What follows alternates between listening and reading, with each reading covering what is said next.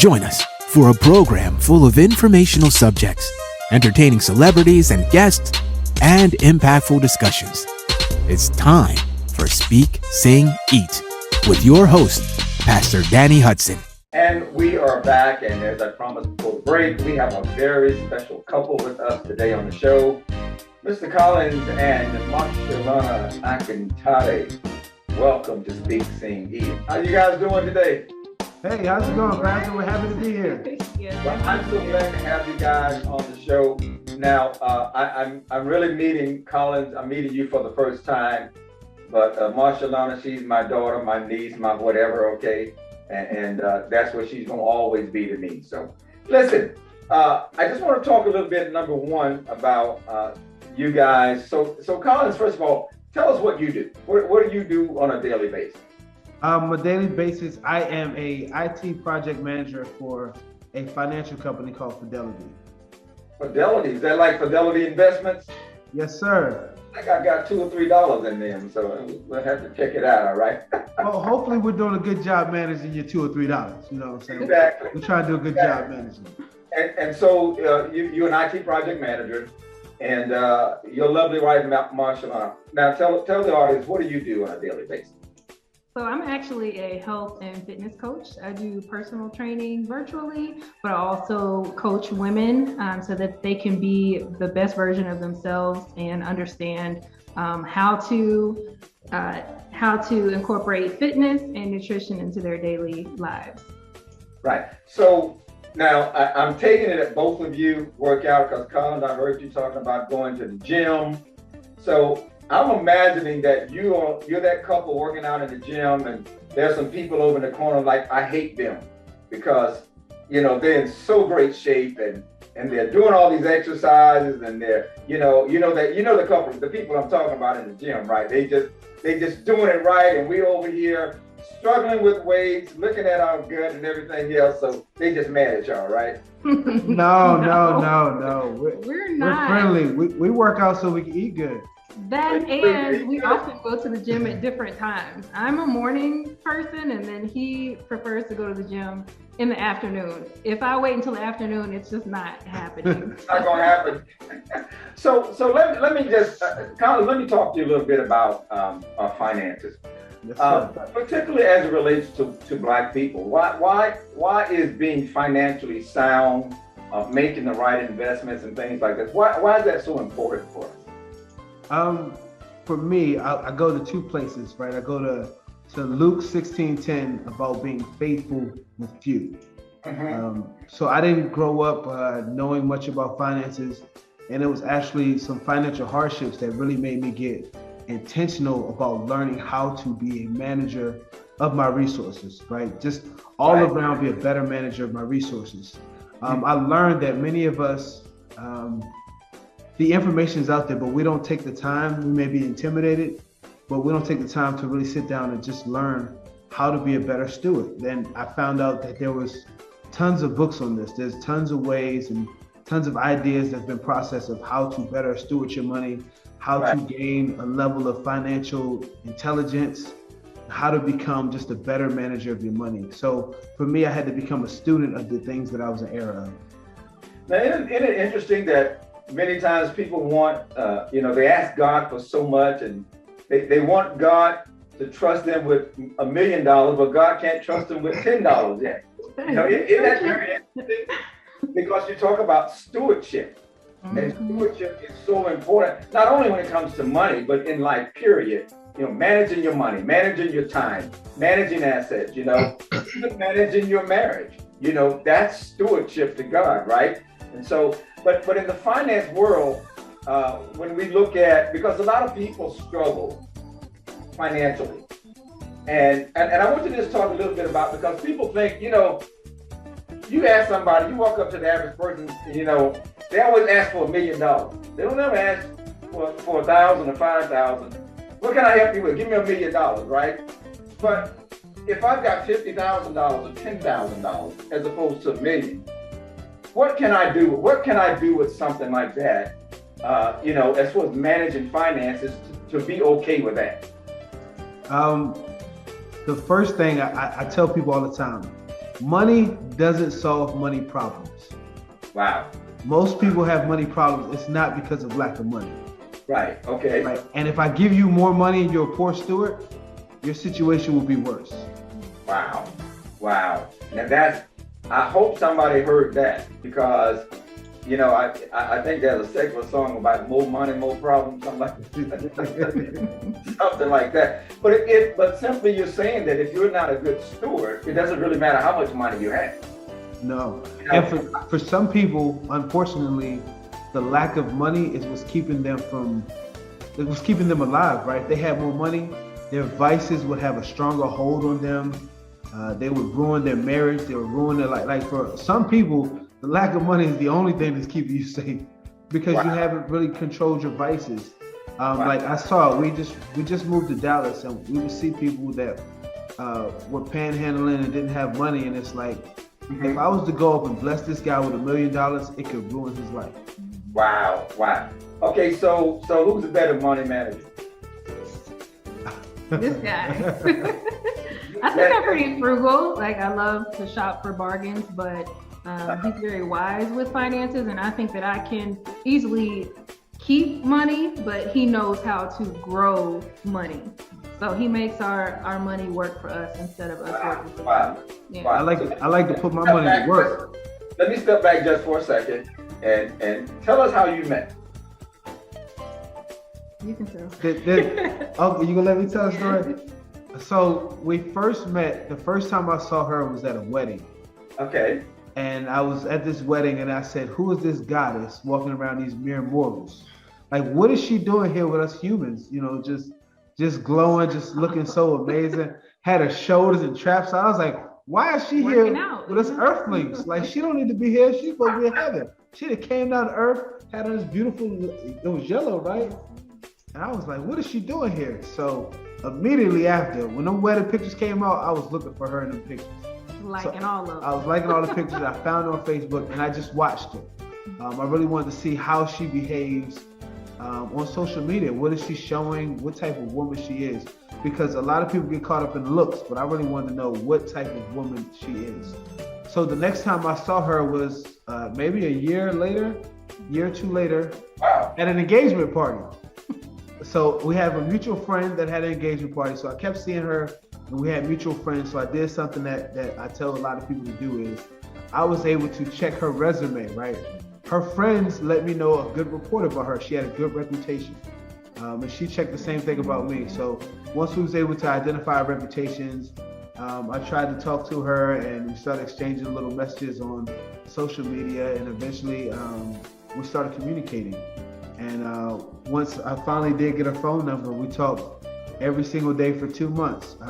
We dated long distance, and I actually flew her to Maryland for our first date. Wait, hold on now. I know. Back. You did what now? So I was supposed to come to Florida. You bought her a plane ticket to fly her to another state for your first date. Oh, Pastor, listen, I sent her a plane ticket. No. The Bible would say something like this. What manner of man is this? Well, Pastor, this night I sent her a plane ticket, a round trip plane ticket, so she could get home. And I sent her hotel reservations because I didn't want her to think that I was trying to have her fly and be stuck trying to shack up with me. Wow. I hope, audience, I didn't know any of this, and I'm even amazed with this story. And boy, we need to talk about that a little bit more, but we need to go to break right now. And when we come back from break, we're going to talk a little bit to Marshaluna Akintade about what she does. And we're going to talk about this acronym, LOMAH, L-O-M-A-H. She's going to tell you what it's about. Don't go anywhere. This is getting good already. We'll be right back.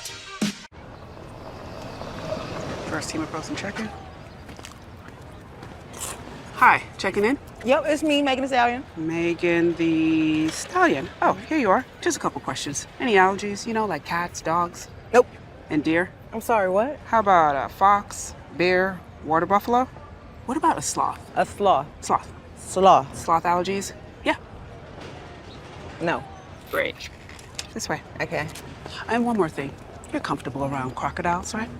A crock of what? Look, I know you're out of the game, We wouldn't disturb you if it wasn't important, but the world needs you.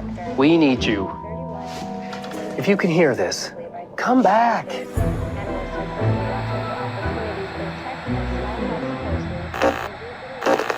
Is it past this bedtime?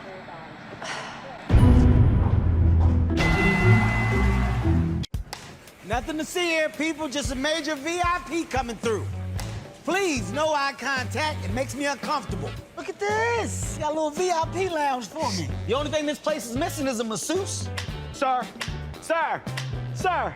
Yeah, there you go. You look like you got strong hands. You want to come over here and give a little... You mind? A little bit? Hello, I'm Colin, And I'm Marshaluna. and we're the Akintade. You're watching Speak, Sing. Hey, we are back, and I'm telling you, I told you we had a really special couple with us today. And right now, we're going to talk a little bit to the wife, with Marshaluna. And we're going to talk about an organization that she founded called LOMA, L-O-M-A-H, and it stands for Land of Milk and Honey. Tell us, what is that? What is that all about? Yeah, so Land of Milk and Honey Life. I believe that every human being, specifically women, because I cater to women, every woman deserves to experience the life that God designed her to live, right? So he wants us to live an abundant life. And I believe that in knowledge and empowerment around nutrition and fitness, that woman can reach her body's fullest potential. And that is your Loma life, or your promised land. It's promised to us from God, but we do, as we were saying earlier, you have to be a good steward of your health. So my people perish for a lack of knowledge, not with the Loma life. I empower the women that I serve to understand nutrition, to understand fitness, what's best for their unique bodies, because everybody's different, every body is different, and everybody is different. And so, you like that? So it's important. I was reading a little bit in your bio and all of that about you having some struggles with weight. For over 20 years. Like when and how and where, you know? Oh my goodness. The struggle was real. Was this part of developing or finding this organization and really catering to women? Because you talk about women dealing with what you call yo-yo dieting and food addiction. Right. You know, so talk a little bit about food addiction. What is food addiction? We know what drug addiction is. We know, what alcoholism and alcohol. But what about food addiction? What is that really about? Yeah, so some food addiction seems very apparent or obvious to others. Like some people may experience binge eating or anorexia, but in my case, food addiction had to do with foods I wasn't aware that I was addicted to, such as sugar and cheese, and most Americans are.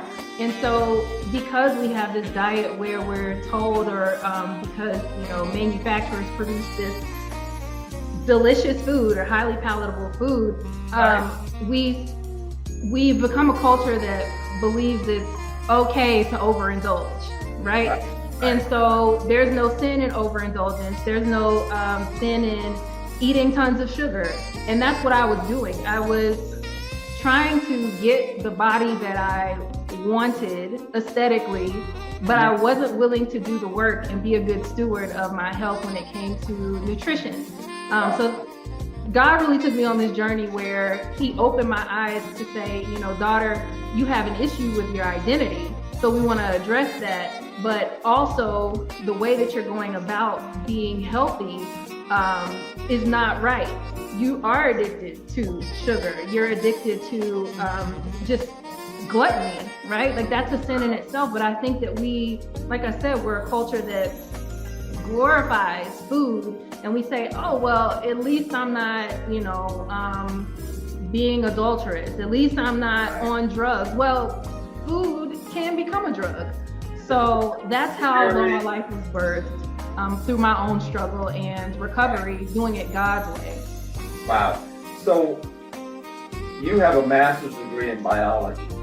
And I used to call you Dr. Doolittle because I know that you have a love of animals. I do. And even though you're doing the Land of Milk and Honey Life, does that love of animals, that degree, what you were doing, is that still part of your passion? Oh, I'll always love animals, and always will volunteer for different efforts when it comes to animals. But biology in itself has actually shaped my passion for what I'm doing, and it qualifies me even more with my experience in school for what I'm doing now, teaching about nutrition, teaching about how the body works, and how different foods affect your body. Also, how your body works when it comes to fitness. But can you help me with this pasta thing that I have? Because help me with pasta? I can give you some alternatives for sure. Fettuccine, linguine, spaghetti, you name it. I love pasta. And I don't know, I get the shakes about it sometimes because I want to eat pasta, but might be an addiction, right? Thank God for deliverance. Amen. Okay, yes, he will deliver us. Let me say this because we're out of time.